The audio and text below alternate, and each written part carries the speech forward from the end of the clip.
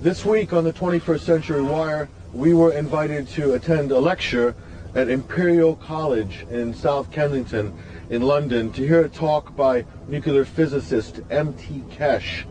Now, M.T. Keshe is head of the Keshe Foundation in Belgium, and he himself is originally from Iran, and many of the claims he's made with regards to his research are very controversial, mainly because they threaten to turn the world of traditional physics and also academia completely on its head. And also Keshe's advances in anti-gravity technology and other air defense applications also threaten to make the military-industrial complex as we know it today in 2013 completely useless. So we've gone to find out for ourselves, see if we can separate the fact from the fiction, and hear what Mr. Keshe has to say for himself.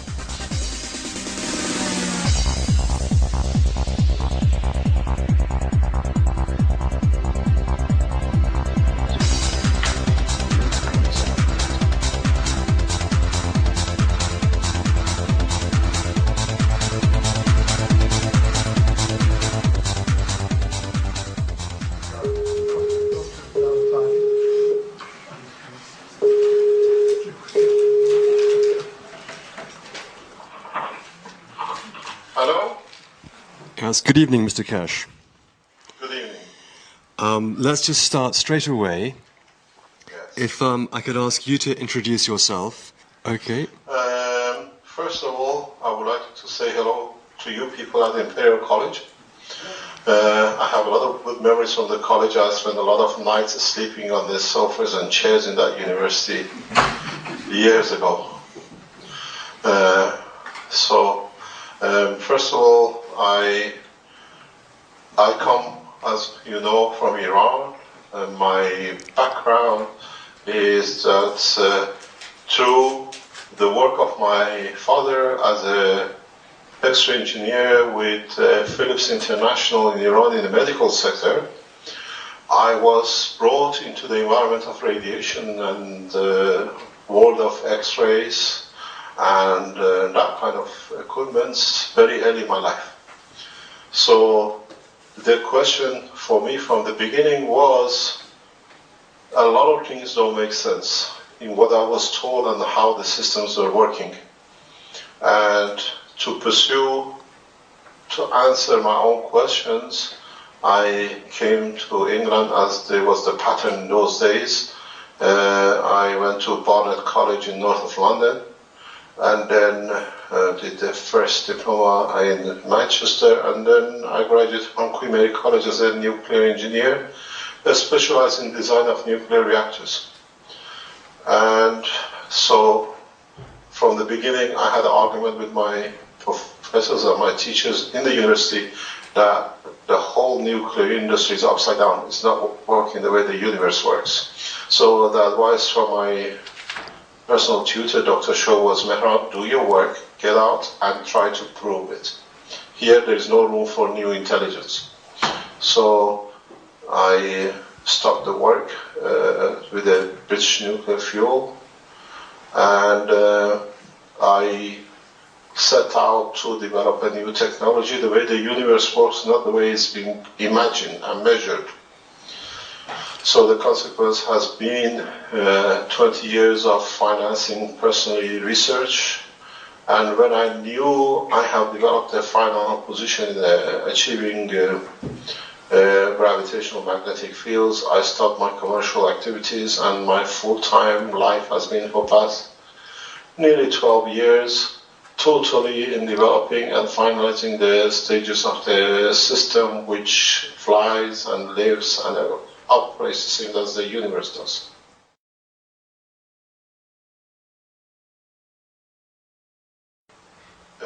Big Bang is somebody who never understood physics.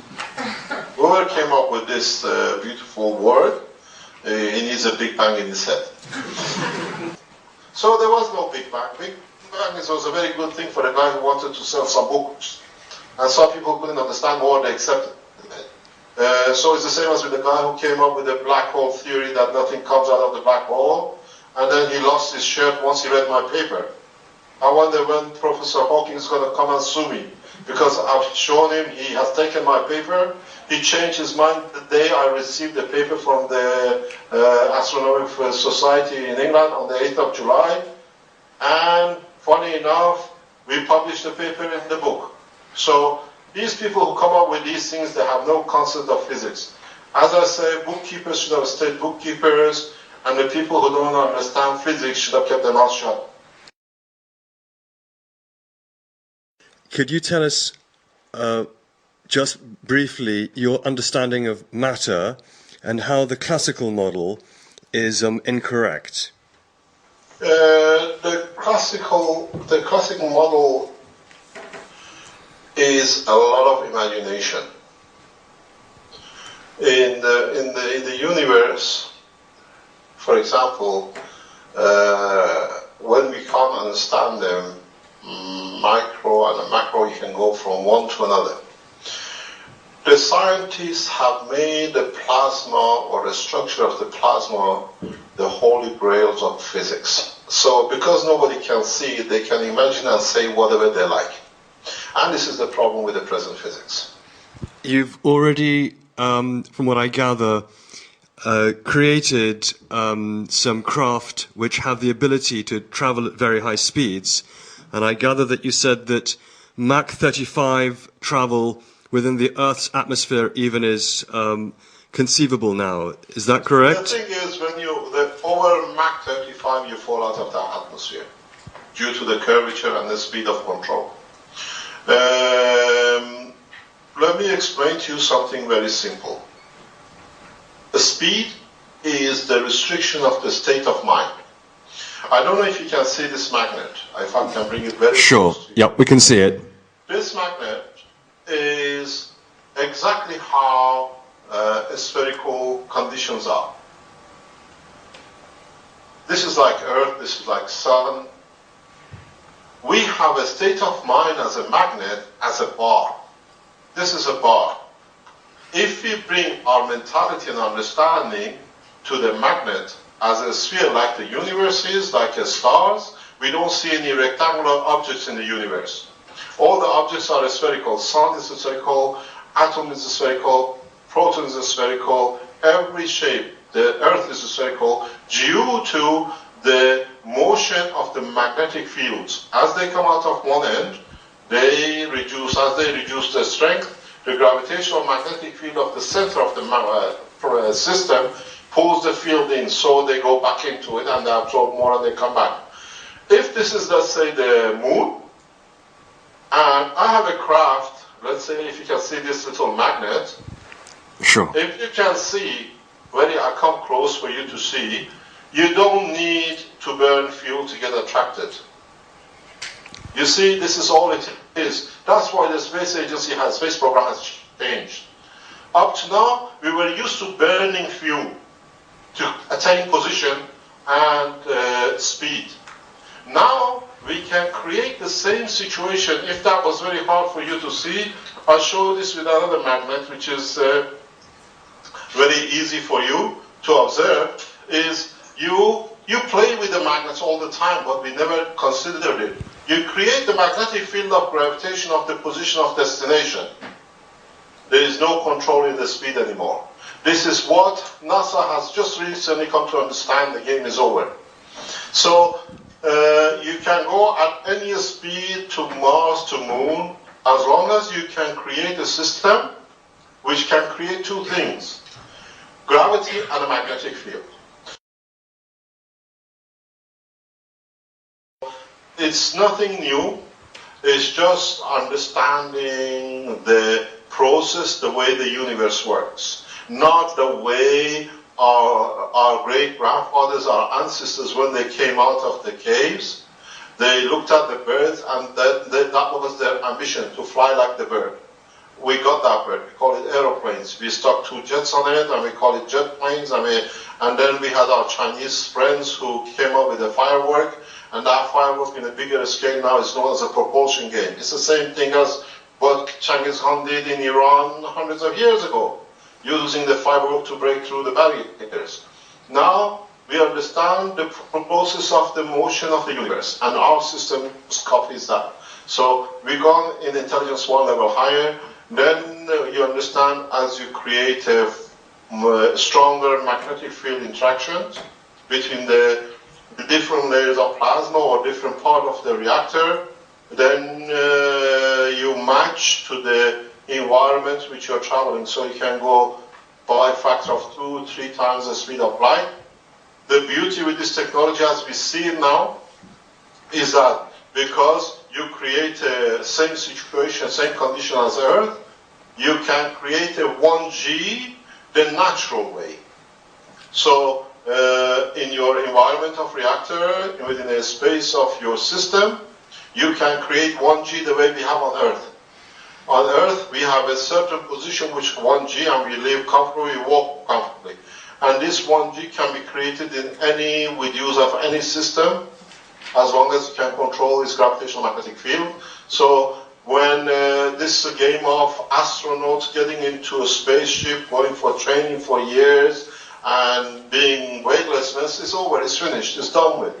Because we do not get trained to go to Heathrow Airport, to go to New York to get on the jet line.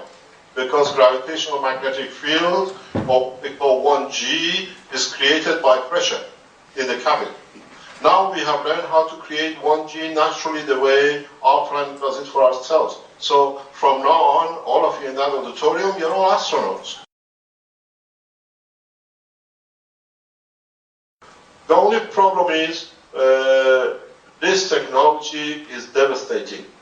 This technology will bring short-term rapid unemployment, but on the other hand will bring a long-term large number of employment. And at this economical position, as I was told by an American diplomat, we cannot take such a revolution on hand. There will be total chaos. But on the other hand, the chaos is out now. People are replicating it and they're building it. I'm sure very soon, within a matter of weeks, you will see European scientists who will deliver the first energy and the space reactors the same as the Iranian government has done. It's in the position, I've seen some systems because I get asked to look at them, and European scientists are not very far to do the first, what do you call it, magravity systems. Nuclear, with all the technologies that you have, does Iran need nuclear energy? Of course, of course. We don't even understand 2% of the nuclear at a heavy level. So since when we are not dictated to be told what we are supposed to understand? Why nuclear has to become exclusivity of certain nations? Why French are doing it? Why French have access to, they're spending millions in fusion? Why Americans doing it? Why other countries are doing it? Because something is very simple. I wrote on my forum, are we enemies or friends? How come American, with the help of Israelis, are killing Iranian nuclear physicists on the heavy scale, on the heavy metals, and they ask for finance and help from the Iranian scientists in the plasma level?